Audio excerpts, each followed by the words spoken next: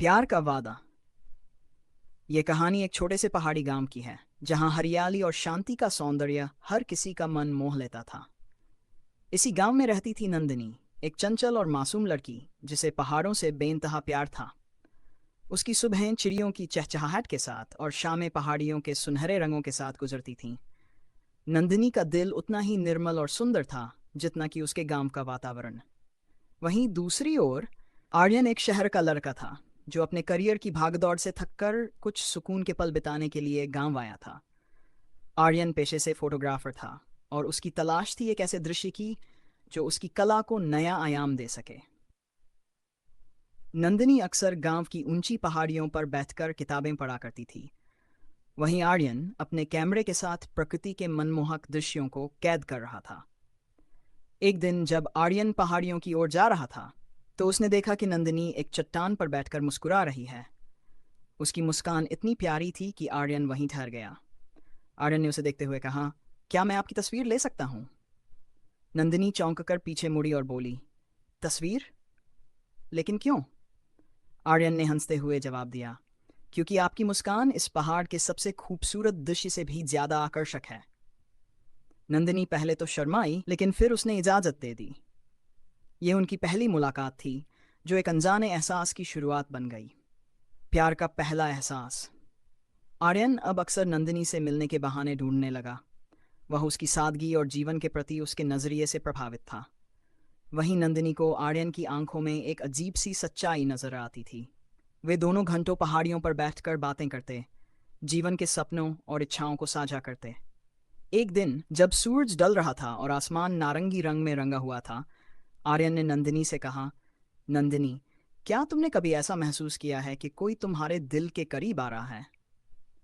नंदिनी ने मुस्कुराते हुए कहा, शायद हाँ, लेकिन मैं इस एहसास को समझने की कोशिश कर रही हूँ।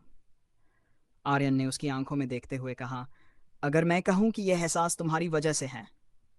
नंदिनी ने उसकी ओर देखा और दोनों की आंखें जैसे एक दूसरे की आत्मा तक पहुंच गईं। कुछ दिनों बाद आर्यन को शहर लौटने की खबर मिली। उसे अपनी नौकरी पर वापस जाना था। वह नंदिनी से मिलने पहाड़ियों पर गया। नंदिनी पहले से ही वहां उसका इंतजार कर रही थी। आर्यन ने धीरे से कहा, नंदिनी, मुझे वापस जाना होगा, लेकिन मैं जाना नहीं चाहता। यहाँ कुछ ऐसा है जिसने मुझे रोक लिया है। नंदिनी ने उदास होकर पूछा, क्या? आर्यन ने नजदीक आकर कहा, तुम्हारी ये मुस्कान, तुम्हारी ये बातें, मैं तुम्हारे बिना जीने की कल्पना नहीं कर सकता। नंदिनी, क्या तुम मुझसे प्यार करती हो? नंदिनी की आंखों में आंसू आ गए। उसने कहा, शायद यही वो एहसास है जो मैंने हमेशा महसूस किया। हाँ आर्यन, मैं तुमसे प्यार करती हूँ। दोनों ने एक दूसरे को गले लगाया। वह पल जैसे समय के ठहर जाने जैसा था। जुदाई का दर्द। हालांकि दोनों एक दूसरे से प्यार करते थे, लेकिन परिस्थितियां उनके खिलाफ थी। आर्यन को शहर लौटना पड़ा और नंदिनी को गांव में रहना था। उन्होंने एक दूसरे से वादा किया कि चाहे कुछ भी हो जाए, वे हमेशा एक दूसरे का इंतजार करेंगे। आर्यन ने जाते जाते कहा, मैं जल्द ही लौटूंगा और फिर कभी तुम्हें छोड़कर नहीं जाऊंगा। वादा निभाने की कोशिश। शहर में आर्यन अपने करियर में व्यस्त हो गया, लेकिन हर खाली पल में नंदिनी के बारे में सोचता था। उसने नंदिनी को चिट्ठियां लिखनी शुरू कर दी। वहीं नंदिनी भी हर दिन पहाड़ियों पर जाकर उसका इंतजार करती। लेकिन समय के साथ परिस्थितियां कठिन होती गईं। आर्यन की नौकरी में प्रमोशन हुआ और उसे विदेश जाने का मौका मिला। वह दुविधा में था कि क्या करे। फिर से मिलन। 2 साल बाद जब आर्यन का काम स्थिर हो गया तो उसने नंदिनी से मिलने का फैसला किया। वह गांव वापस आया और नंदिनी को उसी पहाड़ी पर पाया जहां वे पहली बार मिले थे। नंदिनी ने उसे देखकर आंसुओं से भरी आंखों के साथ कहा, तुमने वादा निभाया। मैं जानती थी तुम वापस आओगे। आर्यन ने उसके हाथ पकड़कर कहा, मैंने कभी तुम्हें छोड़ने का सोचा भी नहीं। अब मैं हमेशा तुम्हारे साथ रहूंगा।